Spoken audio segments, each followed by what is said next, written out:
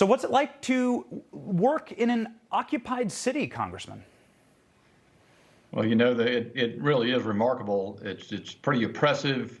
Democrats are marching on American values, and no better example than this oppressive atmosphere with the barbed wire topped fencing all around the Capitol.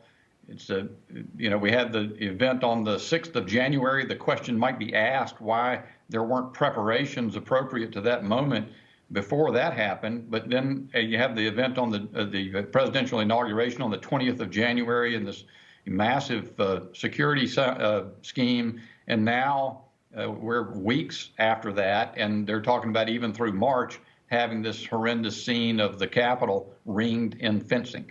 It's un-American.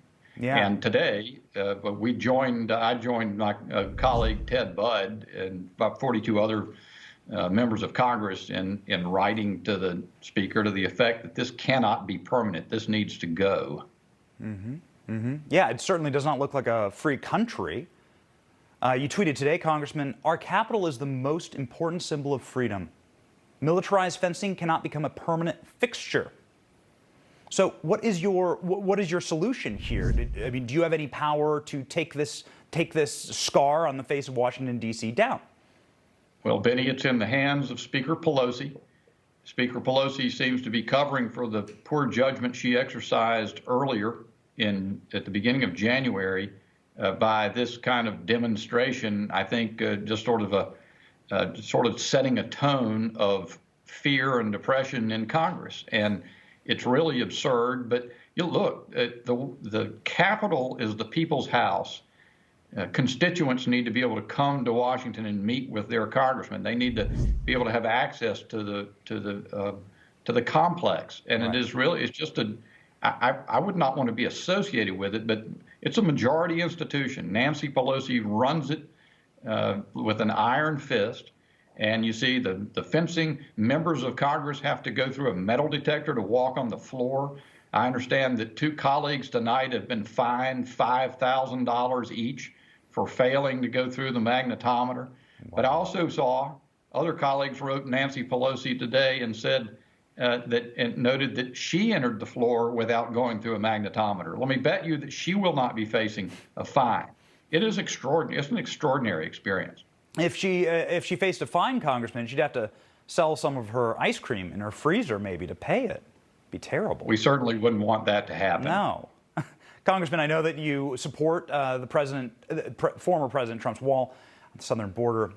If you were in an elevator with Nancy Pelosi, what would you say to her about this blatant narcissistic hypocrisy of putting up a wall to protect herself but not the American people?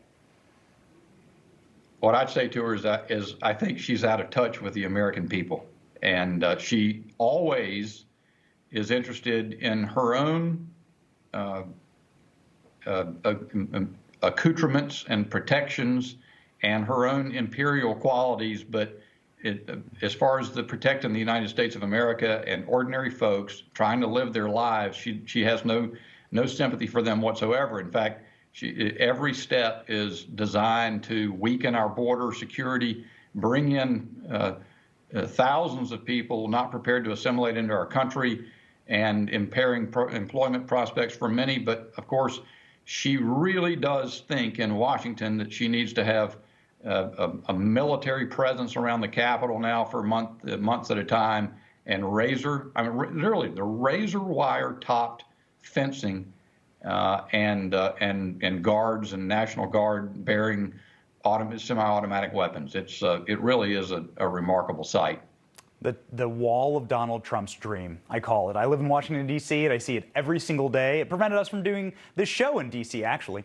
So thank you so much, Congressman, for taking the time and being with us tonight. Glad to be with you, Benny.